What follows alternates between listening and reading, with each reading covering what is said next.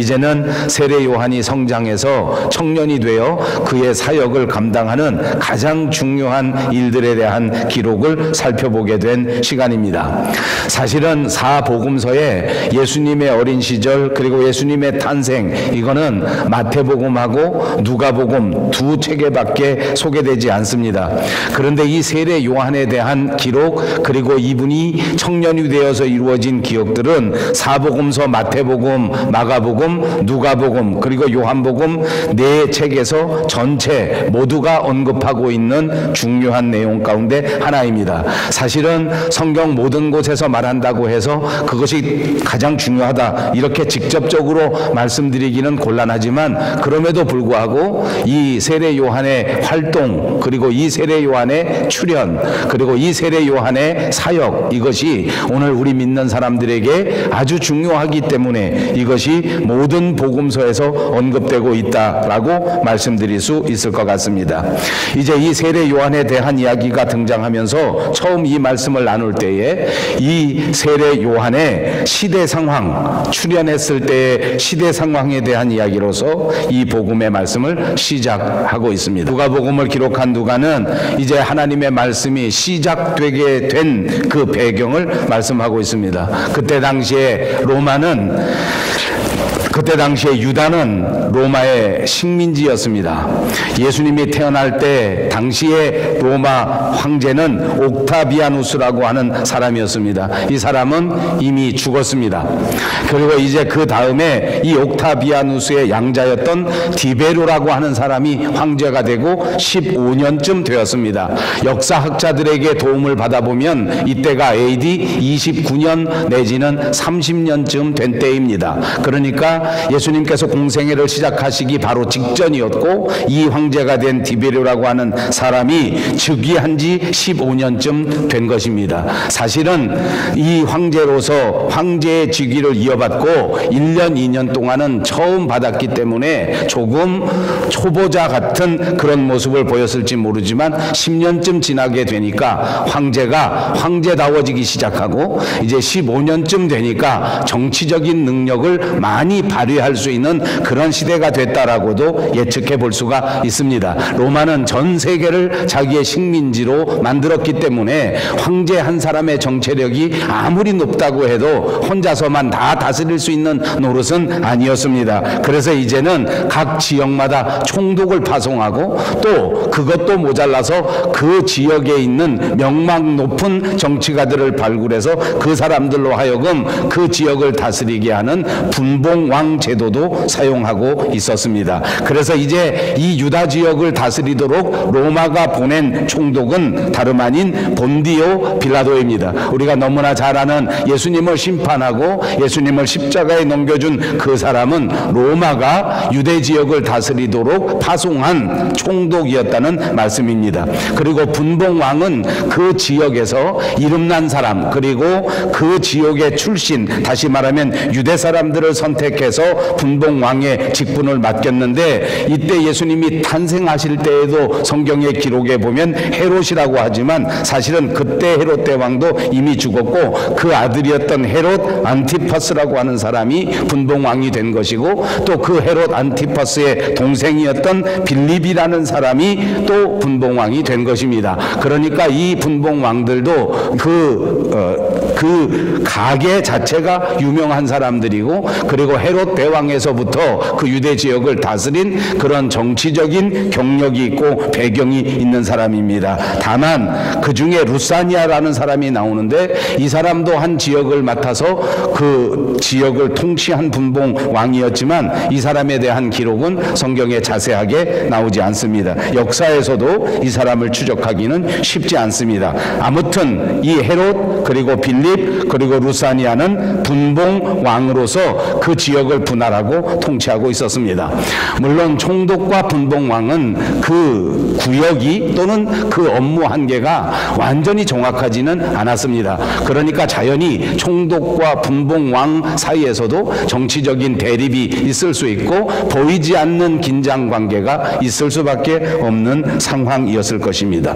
그 다음에 나오는 사람은 종교 지도자 대제사장인데 안나스와 그리고 가야바라고 하는 사람이 나옵니다. 이 안나스 안나스라는 사람은 예수님께서 십자가형을 당하실 그때의 대제사장은 아니었습니다. 이미 그 전에 대제사장이었고, 예수님께서 십자가형을 받았을 때의 최고 지도자는 가야바라고 하는 사람인데, 이 안나스라는 사람은 바로 가야바의 장인이 되는 사람입니다.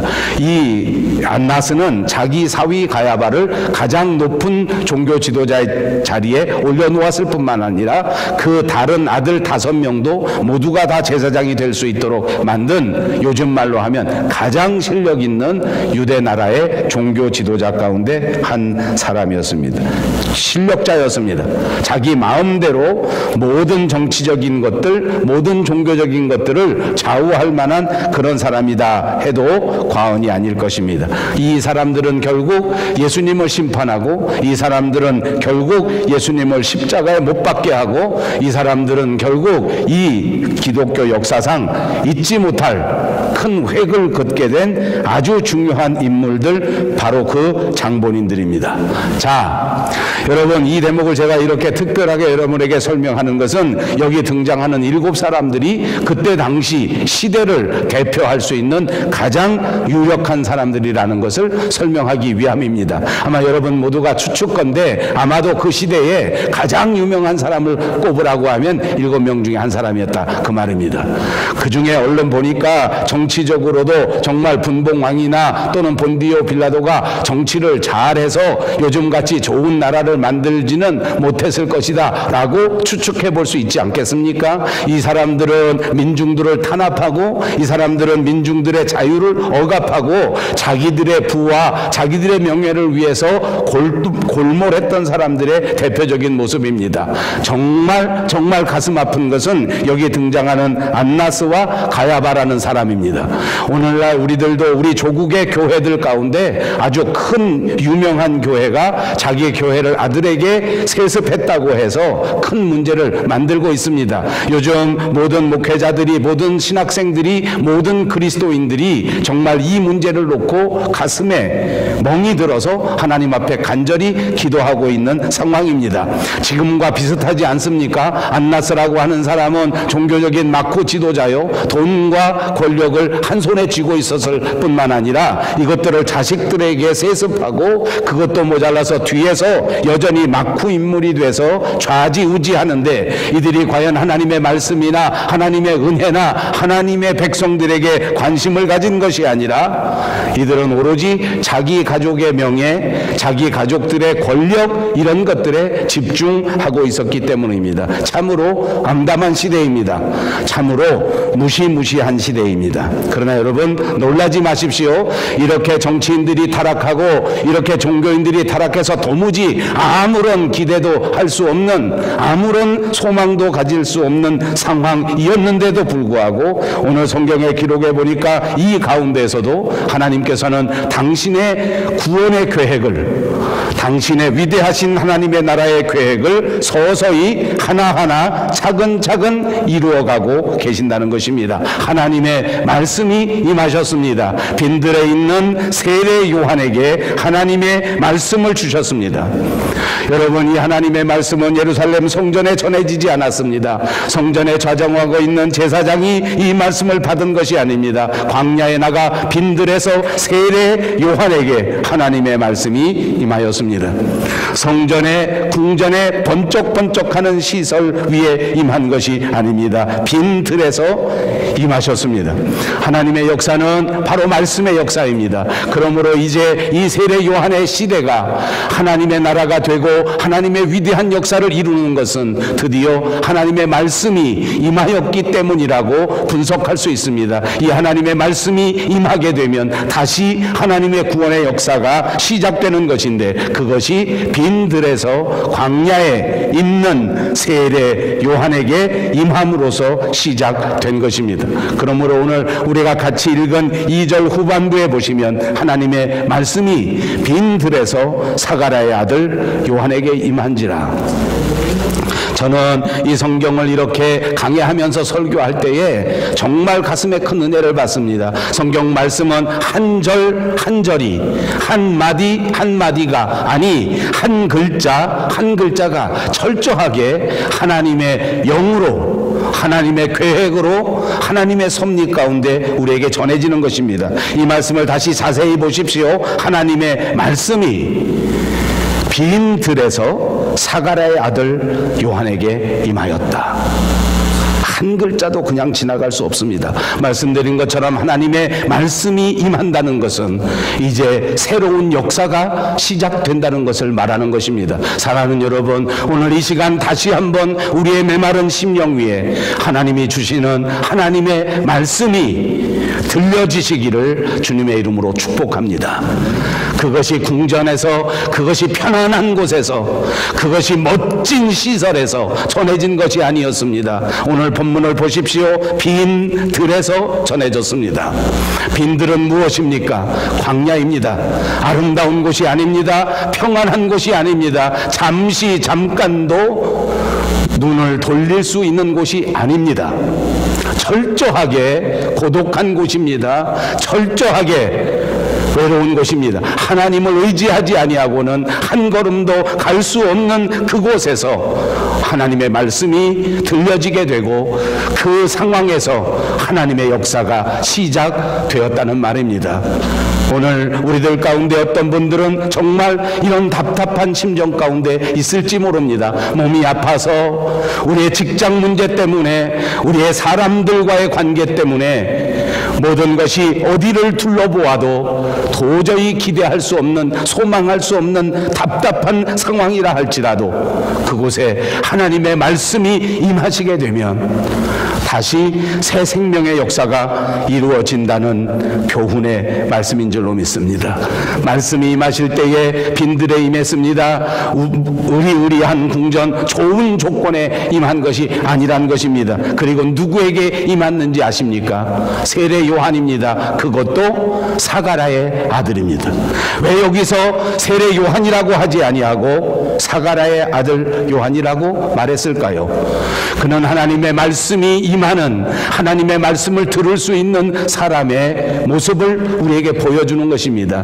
요한입니다. 세례 요한입니다. 달라지지 않았습니다. 그런데 하나님의 말씀이 임하여 새로운 역사를 시작하는 이 순간에 그는 사가랴의 아들이라는 칭함을 받았습니다. 왜냐하면 사가랴가 제사장이었기 때문입니다. 요한은 가만히 있었으면 안나스나 가야바처럼 제사장이 될 수 있는 사람입니다. 조금 노력하고 다른 사람들과 경쟁했다면 그는 마땅히 대제사장이 될 수도 있는 사람입니다. 그는 지금 스스로 광야에 나갔습니다. 그는 지금 스스로 빈들에 거하였습니다. 사실은 빈들에 나가지 않아도 되는 사람이었다는 말을 지금 성경이 하고 있는 것입니다. 여러분, 이 대목은 우리에게 무엇을 말씀하는지 압니까? 우리 인생은 세상에 살면서 내가 내 미래를 선택하는 것이라고 말할 수 있습니다. 한 걸음 한 걸음을 내가 선택할 수 있습니다. 내 인생에 무엇을 어떻게 할 것인지를 내가 생각할 수 있습니다. 오늘 이 요한 사가랴의 아들, 이는 어떻게 생각했습니까? 내 인생은 아버지를 따라서 제사장이 될 수 있었다는 말을 드리고 있는 것입니다. 가만히 있으면, 고민하지 않았으면 이렇게 고생하지 않아도 됩니다. 저는 이민교회를 목회하면서 가끔 그런 생각을 합니다. 저나 여러분이나 똑같이 가만히 있었으면 이렇게까지 고생하지 않아도 되지 않았을까? 왜 비행기 타고 이 바다를 건너 여기까지 와서 이렇게 힘들게, 이렇게 힘겹게 사는 것일까?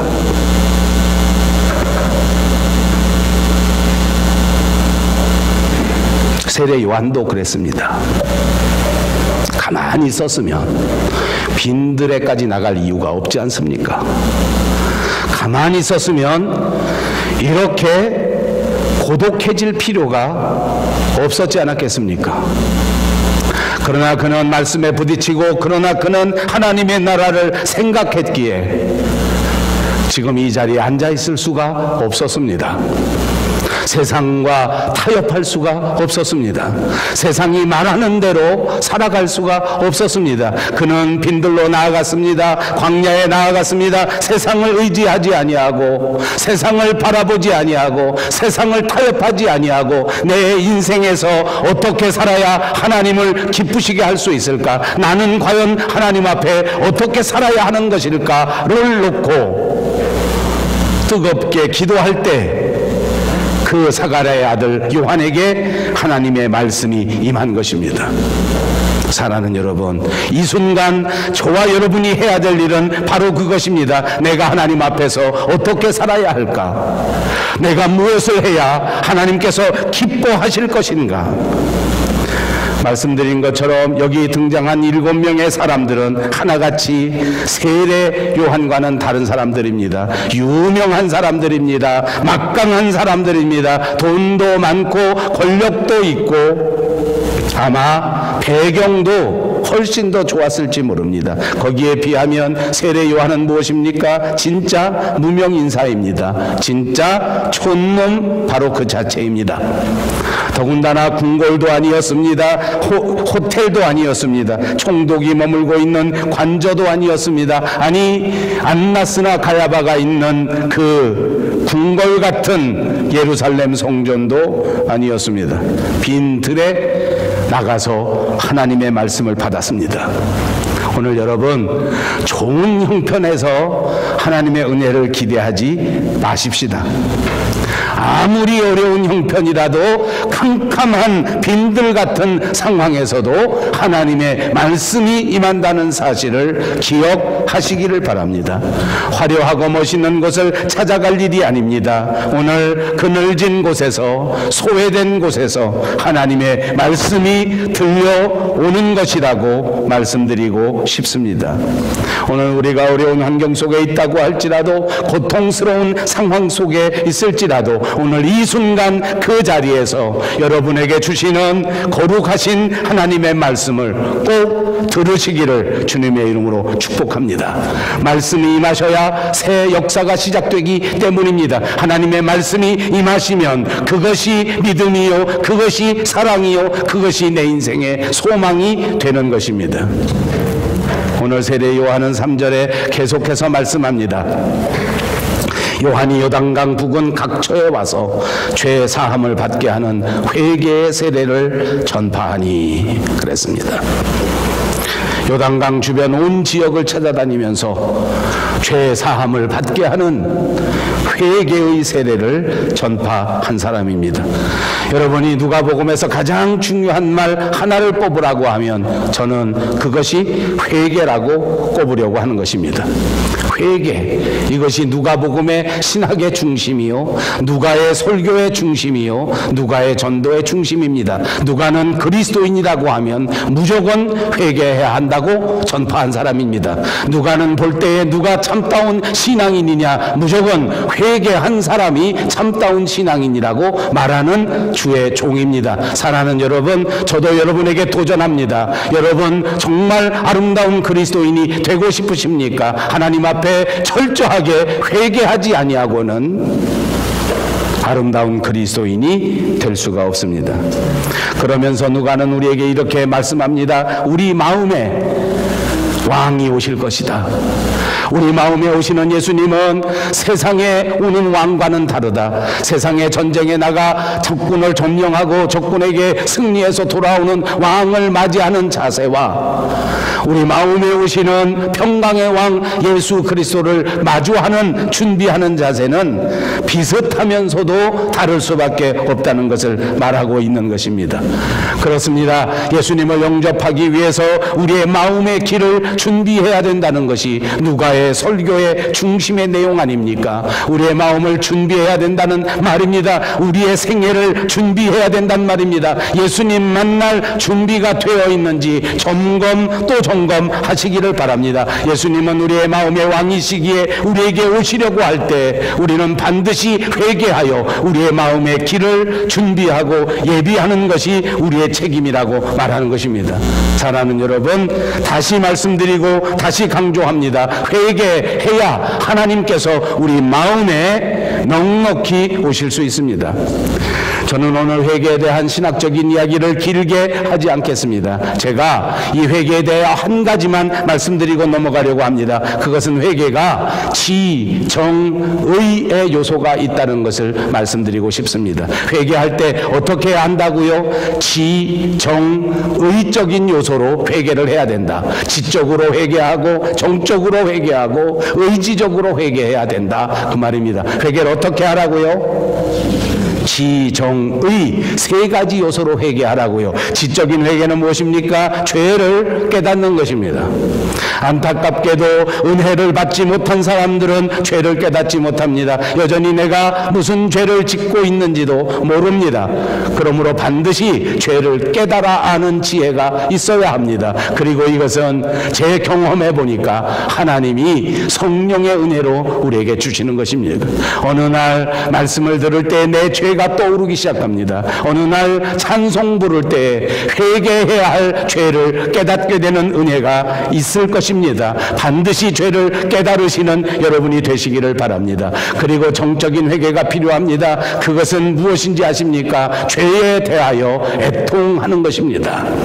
많은 사람들이 교회 다니면서 내 스스로 죄가 무엇인지를 압니다. 내가 오늘 믿음이 흔들리고 의심하고 이렇게 믿지 못하는 것이 죄라는 것을 다 알고 있단 말입니다. 깨닫게 되었습니다. 알게 되었습니다. 그런데 한 걸음도 앞에 나가지 못합니다. 왜냐하면 정적인 회개를 하지 않기 때문입니다. 이 죄를 붙들고 죄에 대하여 애통하는 역사가 있어야 합니다. 나는 하나님 앞에서 죄 지으면 안 되는 사람인데, 내가 짓는 이 죄 때문에 하나님이 슬퍼하실 것인데, 내가 오늘 이 범죄 속에 빠져 있는 한 하나님이 계획하신 아름다운 하나님의 나라의 역사는 시작되지 못하는 것인데, 왜 이렇게 내가 벗어나지 못하는가? 왜 나 마음속에서는 이렇게 끊임없이 어두운 죄악이 계속해서 쓴 뿌리와 같이 자라나는 것인가? 이것을 놓고 애통하는 회개가 있어야 된단 말입니다. 여러분, 스스로를 돌아보시면서 내가 범하는 모든 죄악에 대하여 애통하실 수 있는 은혜가 있으시기를 주님의 이름으로 축복합니다. 마지막 의적인 회개가 있습니다. 그것은 바로 죄를 고치고자 하는 결단입니다. 결단하십시오. 믿음은 선택입니다. 예수님을 선택하는 겁니다. 십자가를 선택하는 겁니다. 말씀을 믿기로 선택하는 여러분들이 되시기를 주님의 이름으로 축복합니다. 이제 나는 내 인생의 말씀대로 살겠다. 이제는 성경 말씀이 가르쳐주는 그대로 새롭게 출발하겠다. 결심하고 결단하시기를 바랍니다. 결단이 없이는 회개가 이루어지지 않은 것입니다. 이 세상에 있는 모든 죄 중에 가장 무시무시한 죄가 뭔지 압니까? 살아계신 하나님을 믿지 않는 것입니다. 예수님이 우리에게 정답을 가르쳐 주시지 않았습니까? 죄에 대하여라 함은 저가 하나님을 믿지 아니하며, 오늘 우리의 삶을 주관하시는 하나님을 믿지 않는 것이 무시무시한 죄입니다. 하나님을 놓아두고 물질을 더 사랑하는 건 더 무시무시한 죄입니다. 거룩하신 하나님을 놓아두고 육체의 욕심을 더 사랑하는 것은 정말로 유치한 부족한 인간의 모습입니다. 하나님을 놓아두고 나 자신만을 더 사랑하는 것은 하나님이 가장 싫어하시는 죄란 말입니다. 지금 당장 깨닫고 애통하고 결단하는 회개의 역사가 이루어져야 할 줄로 믿습니다. 빈 들에서 낙타 털옷을 입고 허리에는 가죽띠를 두르고 메뚜기를 먹고 야생 석청 꿀을 먹으면서 어디 가든지 이 무시무시한 회개의 말씀, 죄사함을 얻게 하는 회개의 말씀을 전하고 회개의 세례를 전했던 요한입니다. 그리고 그에게 하나님의 말씀이 임했습니다. 어떤 말씀이 임했는지 아십니까? 정말 놀라운 역사입니다.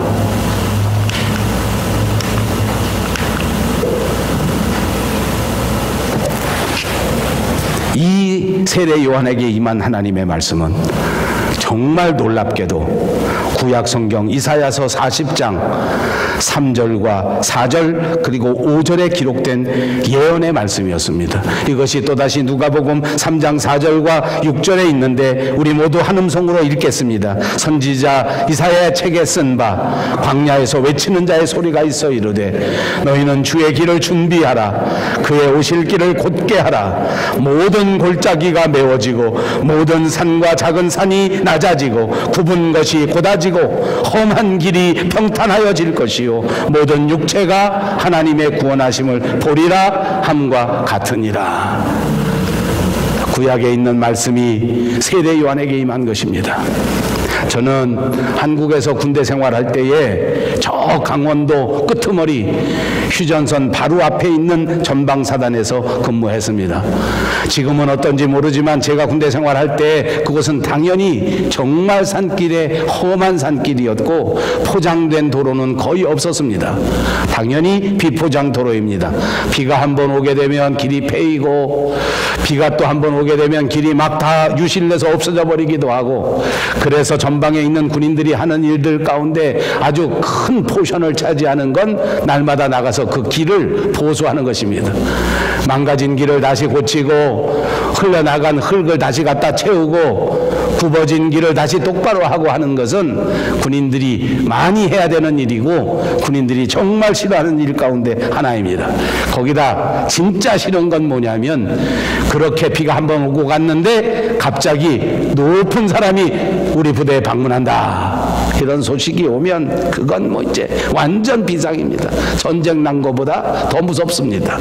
그저 낮이고 밤이고 전부 삽들고 뛰어나가서 길을 고쳐야 됩니다. 길을 곧게 하고 골짜기는 메우고 언덕은 편편하게 하고, 왜 이렇게 비상이 걸려서 군인들 잠도 제대로 재우지 못하면서 나가서 이렇게 하는 것입니까?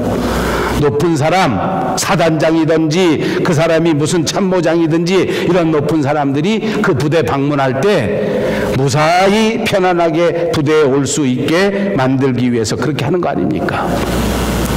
오늘 이사야 선지자의 말씀은 무엇입니까? 만왕의 왕, 만유의 주이신 우리 예수님이 우리에게 오신다고 하면 우리도 이렇게 준비해야 된다고 말하는 것입니다.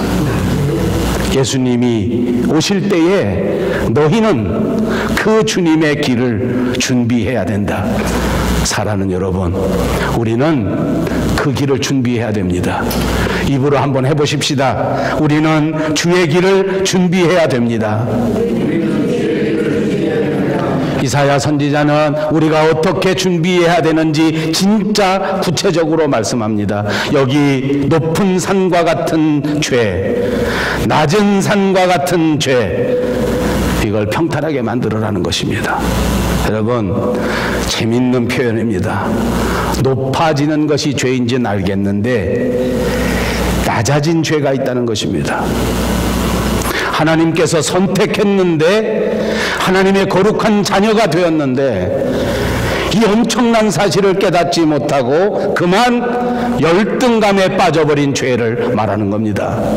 하나님의 자녀인 것을 모르고 하나님의 엄청난 계획이 있다고 하는 사실을 깨닫지 못한 죄, 구석에 들어가 동굴 속에 들어가 낮은 곳에 빠져들어가서 그만 열등감에 빠져 있는 거야.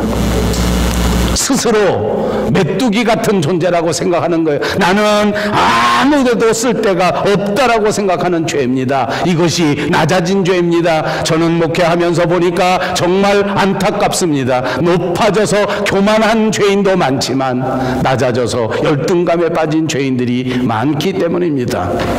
오늘 여러분, 회개하라고 막 말씀드렸더니 여러분 얼굴이 다 시멘트처럼 굳어졌습니다. 좀 풀어봅시다. 하나님은 저와 여러분을 사랑받을 존재로 만드셨습니다.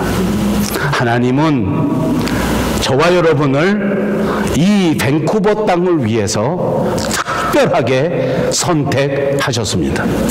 믿습니까? 여기 있는 사람들을 하나님 나라로 이끌어갈 뿐만 아니라 여기 살아가는 우리 한국 이민자들에게 기쁨과 행복을 주는 촉매가 되게 하려고 저와 여러분을 뽑았단 말입니다. 이거 믿습니까? 이거 믿습니까? 어깨를 쫙 펴십시오. 이제 하나님이 여러분을 사용하셔서 기도의 모범을 보이시고, 이제 여러분을 사용하셔서 신앙생활의 모범을 보이시고, 이제 여러분을 통하여 위대한 하나님 나라의 확장의 역사를 이루실 것입니다. 제가 집안에 강아지를 하나 키우고 난 다음에 TV 프로를 봅니다. TV 동물농장. 어제도 보았습니다. 보다 보니까 그 짐승들 나오는 이야기들이 이런저런 재밌는 이야기들이 많아서 그 TV 프로에 매달려 오는 조그만 비디오가 있습니다. 재밌는 비디오가 하나 있는데 뭐냐면 강아지 새끼가 자기 새끼를 훈육시키는 방법, 그 다음에 고양이가 자기 새끼를 훈육시키는 방법인데 잠깐 지나가는 비디오인데 보니까 이 타운홈 같은데 주택 같은데 계단이 있지 않습니까? 저희 강아지도 처음 집에 왔더니 한 4, 5일 동안은 저희 계단을 못 내려가더라고요. 계단 앞에만 가면 벌벌벌벌벌 떨고 못 내려가고 싶어서 낑낑낑해도 못 내려가요, 계단을. 아주 어리니까. 근데 저희 집에는 어미 개가 없었습니다. 근데 그 TV에 나오는 데는 어미 개가 먼저 반쯤 내려가서 계단에 내려가서 자기 새끼가 내려오도록 가만히 기다립니다. 뭐라고 하면서 아마 자기 새끼를 격려하는 것 같아요. 그 새끼는 내려가려고 계단을 보면 막 무서워서 못 내려가다가 또 지 애미 개를 보고 쳐다보고 또 다시 돌아오고 또 가려다가 또 안 되니까 또 삥 돌아가고 또 안 되니까 삥 돌아가고 하더니 몇 번 해보고 나더니 자기 애미 개가 있는 대로 한 걸음 내려가. 한 걸음 탁 내려가니까 괜찮잖아요. 별일 안 나잖아요. 그 또 한 걸음 내려가. 또 한 걸음 내려가. 결국은 한 4, 5개 내려가서 거기 기다리고 있는 애미 개하고 서로 또 만나서 서로 막 뽀뽀를 하고 서로 아마 애미가 그 새끼를 격려하는 것 같아요. 근데 금방 이어서 그 다음에 뭐가 나오냐? 고양이 새끼가 자기 새끼를 훈육시키는데 거기도 애미 고양이가 있고 거기도 새끼 고양이 요만한 게 있는데 똑같이 계단을 만났습니다. 어떻게 하는지 아십니까? 혹시 여러분 보셨습니까? 고양이는 자기 새끼를 훈육시킬 때 밑에 먼저 내려가 있지 않고 위에 가만히 서 있으면서 슥 쳐다보고 있다가 자기 새끼를 뒤에서 툭 던져버립니다. 그래 깨갱하고, 깨갱은 아니지 고양이니까, 냥하고 비명을 지더니 털어 내려가는 거예요. 계단 4개 5개 내려가가지고는 그 다음에 다시 쓱 일어나 보더니 아 이렇게 하는 거구나. 제가 이 말씀 왜 드리는지 압니까? 제가 목회를 해보니까 하나님이 어떤 사람은 주의 일에 쓰기 위해서 자꾸 용기를 주고 웬만하면 참아주고 기다려줘. 개새끼처럼 기다려. 하나님을 그렇다고 그렇게 웃어버리면 아버지 보탬이 안 돼요. 뭐 하나님이 개처럼 기다리는 건 아니지만 어떨 때는 하나님이 주의 종을 이렇게 기다려주더라고. 하나님의 사람을 기다려줘. 근데 다 그런 건 아니에요. 어떨 때는 어떻게 하시는지 아세요? 막 던져버려요.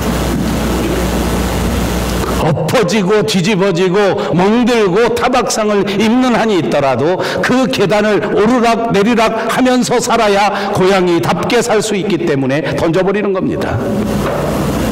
여러분, 기다려주던 던져버리던, 그러나 그 모든 개와 고양이는 그 어미의 뜻대로 드디어 강아지답게, 드디어 고양이답게 사는 것입니다. 여러분, 교회에서 제가 보니까 하나님의 사람들은 하나님이 훈련시킵니다. 어떤 사람은 따뜻하게 부드럽게 잘 교육시켜서 하나님의 일꾼을 만들고, 어떤 사람은 모질게 하나님이 훈련시킵니다. 광야에 내보냅니다. 빈들에 내보냅니다. 고독하게 만듭니다. 엎어져서 멍들고 상처받고 위로받고 모든 어려움 속에서 다시 자기 힘으로 일어날 수밖에 없는 상황에 던져버리기도 한단 말입니다. 그럼에도 불구하고 그 모든 하나님의 종들이, 그 모든 하나님의 사람들이 결국은 하나님의 사람답게 살아갈 수 있도록 만드시기 위한 훈련이란 말입니다.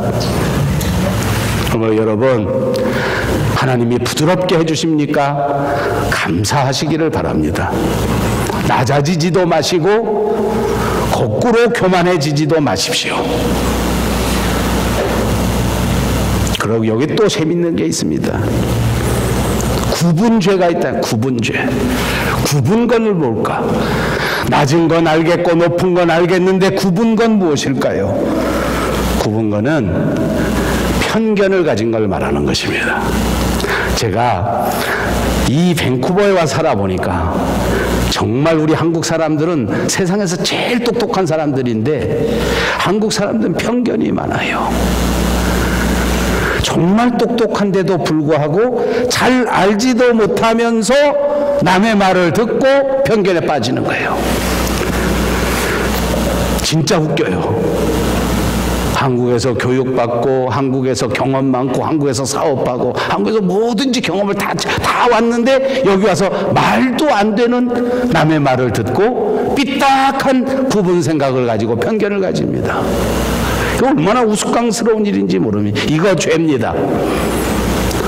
교회에 대하여 편견을 가집니다. 신앙에 대하여 편견을 가집니다. 다른 사람에 대해서 편견을 가진 사람이 있습니다. 이거 죄란 말입니다. 이거 편편하게 하란 말입니다. 이거 회개하란 말입니다. 또 있습니다. 험한 길도 죄라고 말합니다. 험한 건 뭡니까? 우리 마음속이 험해지는 겁니다. 이 말씀이 얼마나 우리에게 교훈을 주는지 우리가 살다 보니까 여러분 아직 저보다 젊은 분들은 제 말씀 귀를 잘 기울이고 들으시고 저보다 좀 오래 사신 분들은 이해하시고 용서하시고 들으십시오. 제가 살아보니까 인생을 살면 이 사람 마음이 나이가 들면 더 넓어지고 나이가 들면 더 인자해지고 나이가 들면 경험이 많으니까 마음이 여유가 많이 생깁니다. 사실은 대부분 그렇습니다. 그래서 나이가 들면 나처럼 훌륭해지는 거예요. 그럴 때 아하하 이렇게 웃는 거야. 맞지? 그래서 얼마나 좋겠습니까? 근데 그래야 되는데 어느 한쪽 구석에서는 인생 살아오면서 받은 상처가 있어요. 나는 경상도에서 태어났는데 전라도에서 태어난 사람 때문에 인생 살면서 내가 큰 곤욕을 당한 적이 있어. 그래서 전라도 사람만 보면 손가락질을 해. 진짜 미련한 인생 아니에요? 전 어렸을 때 그랬어요. 군대 가니까 제가 자랄 때는 경상도 전라도가 이 지역 감정이 많을 때예요.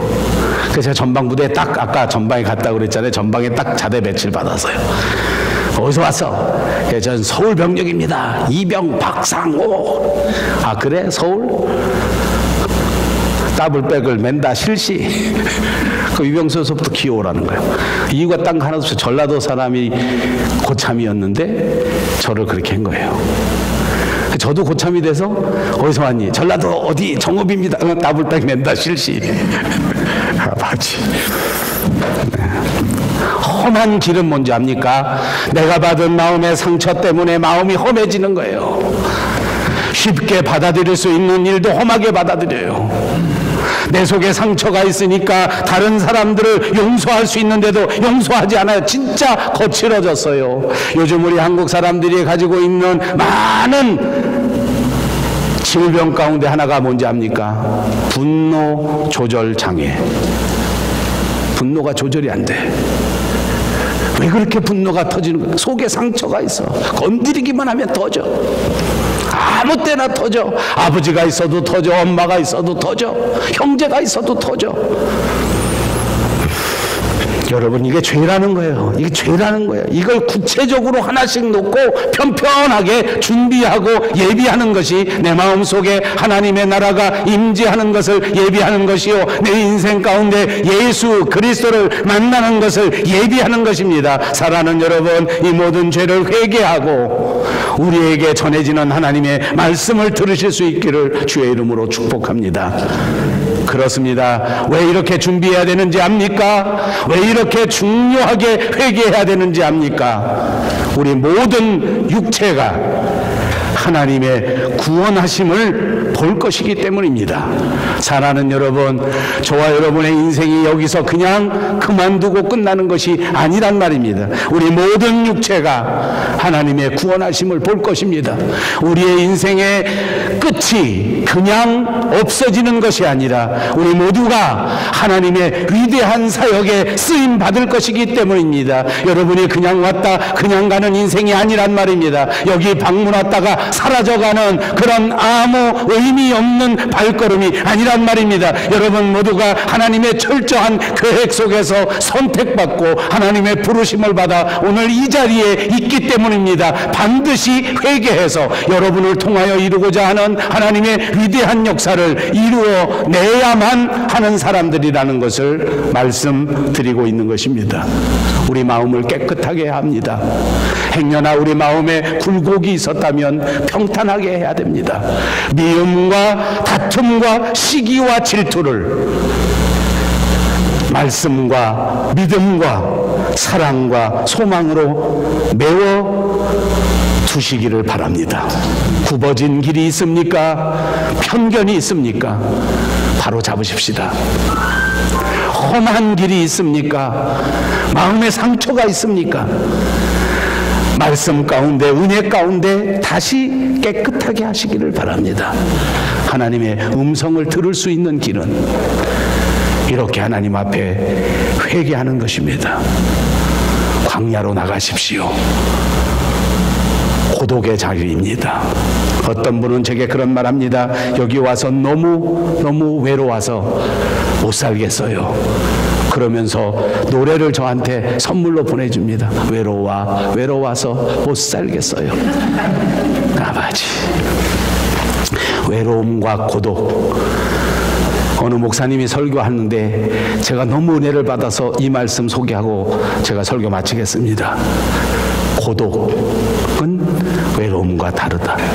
외로움은 외로워 못 살겠어요 이지만 고독은 높을고 독대할 독자라 높은 사람을 독대하는 기회다.